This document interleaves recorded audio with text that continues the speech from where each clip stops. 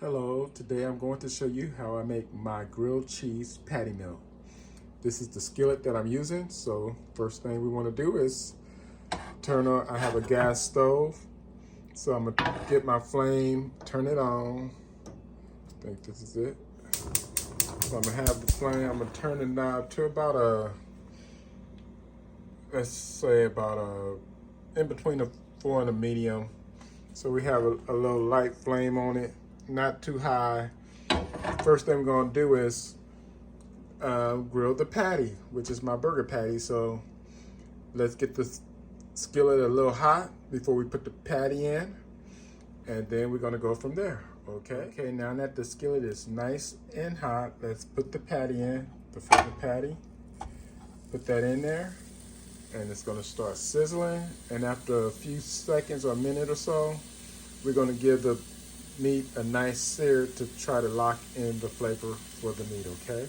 So after about a minute after your burger's been on the grill, just kind of press down and sear it. Just press down on your meat and give it a nice good sear. That's gonna help lock in all the juices and flavors, okay? So before I flip the patty, I'm gonna add some Lawry's seasoning salt. You know we gotta put that Lawry's on it. So just sprinkle some seasoning salt on your patty before you flip it. You know, get that on there. I just like a little seasoning salt and a little black pepper on mine. So put a little black pepper, whatever your taste bud is, whatever you like on your meat, put it on it. And then we'll flip the burger over, and we should be ready to let it cook on the other side. So take it, flip it over. It's a nice brown right there. And what I like to also do to make sure that my meat cooks thoroughly, I like to give it a little pokes in it. So I don't like my meat medium rare and all that other stuff. I want it well done. That's just how I do it. So cook it how to your taste, okay? My taste is well done, okay? So let me cook this a little bit more. And you don't have to do this, but you know, I like, I'm not high in my salt content, so I like to add a little bit more salt on the other side too, okay? That's just me. So I'm just add a little bit more salt to it on the opposite side. I know that's probably, you're gonna probably say that, see that's why y'all have high blood pressure. Cause y'all be just doing the most, and a little bit of pepper on it. Yes, we do the most, but it tastes so good. So at least I'm gonna go out with a bang, I guess. Grabbing my chest. But yeah, add a little bit more salt and pepper on it, and it'll be ready to take out. And then we're gonna grill the cheese, make a grilled cheese with the burger in it, and make it a patty. Make sure you keep that fire nice and low, or if you have an electric skillet, keep it nice and low so you don't cook your meat so fast that it cooks on the outside and it's all raw on the inside. So cook it nice and slow. And we're pretty much done here, so I'm gonna go ahead and take this on out. Set this over here to go on the grilled cheese that we're about to make. Now you can use whatever skillet you have, wash it out, or get a different skillet. You know, I don't want to make a grilled cheese and hit this one because they have these little ridges. So I'm gonna get another skillet and wash this one out later. Okay, I have my skillet, non-stick skillet, and this is salted butter. Unfortunately, I thought I had unsalted, but we ain't gonna worry about the hypertension and everything come with all the salt.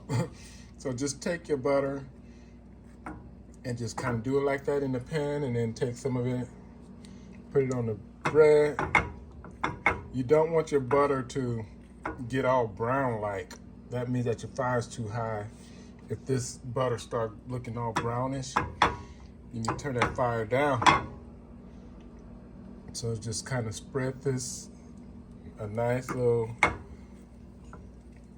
ooh, that's a lot of butter, but hey, that's what it takes. If you want to make this nice grilled cheese sandwich, get this all nicely buttered so it don't stick. It's not gonna stick anyway because it's a non-stick pan.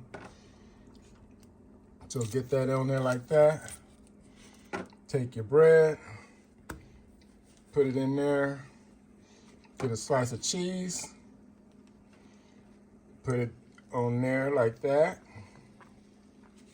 Then get your burger, put that on top of the cheese, put another piece of cheese on top of that, and then put the other bread on top of that. And then when we're gonna butter this before we flip it over, okay? I'll show you how we do that. I don't know if I can hold the camera and do it. I might have to go get a tripod. Okay, I'm gonna take the thing. I ain't got much room in here, so I'm gonna get this spatula up underneath this. And then I'm gonna take my butter, since this it's kind of looking a little brownish. I may have to turn that fire down some. So I'm gonna butter this side like this. Okay, and then I can flip it over and cook the other side. So flip it over. I got a nice golden brown on this side. See it? Nice golden brown on that side. I'll flip it over and we're gonna be done with this grilled cheese patty melt, whatever you want to call it. Okay, and that's how you do a grilled cheese toast too, quiet as it kept, just not without the burger or the patty, whatever you're gonna have, sausage, whatever's in it. So you just let it cook for about a minute or so, and it should be ready to come out. Let me check it out. Check it. Pull it up some. Oh yeah, that's ready. That's ready. Turn this fire off. Don't want to forget to turn the fire off.